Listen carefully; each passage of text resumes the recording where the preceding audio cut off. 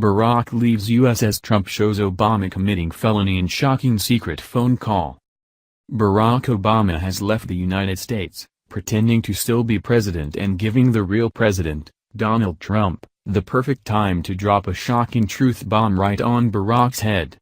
Robert Mueller's witch hunt was a plan hatched by Obama, James Comey, and Hillary Clinton to oust Trump, but now, Trump has orchestrated the release of a secret phone call, showing the former president committing a felony. Don't miss this. President Donald Trump's former campaign manager, Corey Lewandowski, left the campaign in June 2016 but remains extremely close and loyal to Trump.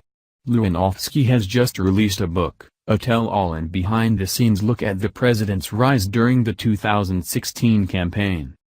Make no mistake, Lewandowski's book, Let Trump Be Trump, is no doubt something the president encouraged and privately endorsed, as it brilliantly sheds light on crucial meetings and phone calls. It's been proven through FISA warrants that Obama was listening into these meetings and phone calls, and one in particular, between Steve Bannon and Paul Manafort, proves Trump was set up by Obama and his line leaker cohort former FBI Director James Comey. There is no dispute that Paul Manafort's phone was tapped by the Obama administration after Judicial Watch obtained the warrants. The game Obama was playing, egged on by Comey, was to use Manafort, Trump's interim campaign manager who he fired after 2 months. Obama used Manafort's ties to Ukrainian government officials as the evidence to obtain the wiretaps. So, when Manafort came on board in June 2016, replacing Lewandowski, every phone call and every meeting was heard by Obama and Comey. The one phone call that Obama, Comey, and Robert Mueller never want you to know about is recounted in Lewandowski's book, Let Trump Be Trump. Lewandowski writes, "It was August 14, 2016, a Sunday night, and Trump Tower was relatively empty. It was Steve Bannon's first day on the Trump campaign, so he made his way to the 14th floor and found a desk. Just as he was settling in, his phone rang. It was Manafort, who had become the Trump campaign manager, replacing me." Recounting the phone call Obama was listening in on, Lewandowski continues, "Manafort was asking if they could meet. 'Sure, where are you?' Steve asked. 'Trump Tower,' Manafort said. 'Well, that's convenient,' Steve thought. 'I'm in 43G, he said. Manafort goes to Trump Tower 43G to meet Bannon, and his cell phone, which is tapped, turns into a listening device with Obama and Comey listening in. The apartment, like all the apartments in Trump Tower, was beautiful, with a drop-dead view. Manafort wanted Steve to look at a transcript of a story, yet another one, that a New York Times reporter had sent to him. Bannon read the first 3 paragraphs and then looked up him. $12.7 million payment from Ukraine. How much of this is true? Bannon asked. It's all lies, Manafort said. My lawyers are fighting it. When are they going to run it? Bannon asked. They're threatening to publish tomorrow. Does Trump know about this? What's to know? It's all lies. But if it's in the papers, someone has to give Trump a heads up, because if it's in the paper, it's reality. It was a long time ago, he added. I had expenses. Bannon knew what he had in his hand. It was an explosive, page 1 story. And even if the story wasn't true, it was in the King New York Times. At the very least it would leave a mark. Just as Steve had thought, the story ran the next day, August 15th, on page 1, above the fold.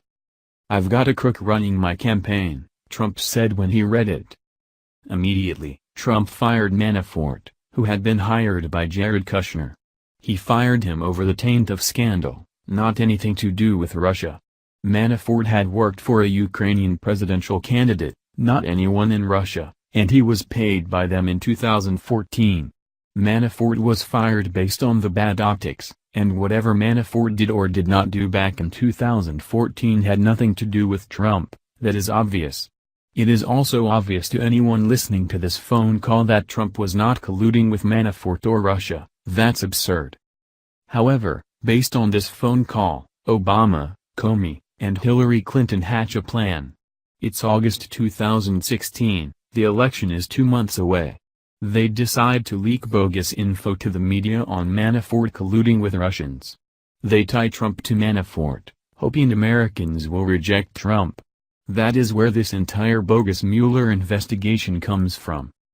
Now, Obama conveniently left the United States at the same time Lewandowski's book is coming out. He knows it incriminates him on several felony counts. It definitely is no coincidence that Lewandowski's book is coming out right now. Trump is the master planner and using this book to tell the American people that Barack Obama is guilty of obtaining illegal FISA warrants, a felony, and illegally listening into a presidential candidate's campaign, another felony. Richard Nixon faced impeachment over orchestrating a break-in at the Democratic headquarters at the Watergate Hotel during a presidential campaign, and what Obama has done is much worse. Nixon, scared of a trial, resigned the presidency. His accomplices went to prison over the break-in. Americans need to understand the travesty of justice going on with this ridiculous witch hunt Robert Mueller is carrying out for his best friend James Comey. He is protecting Comey, Obama, and Clinton from criminal charges. They should all be heading to prison. We all know this, and now, we have the proof. Every American has a duty to demand an end to Mueller's fake investigation, and AG Jeff Sessions either starts indictments on these crooks, or he needs to resign. President Trump is fighting a lone battle. He has no support from the GOP, nor from the FBI, nor from the Justice Department. Let Trump know we support cleaning house at the FBI, at the DOJ, and the State Department. The future of our republic is at stake, and Trump must win this war.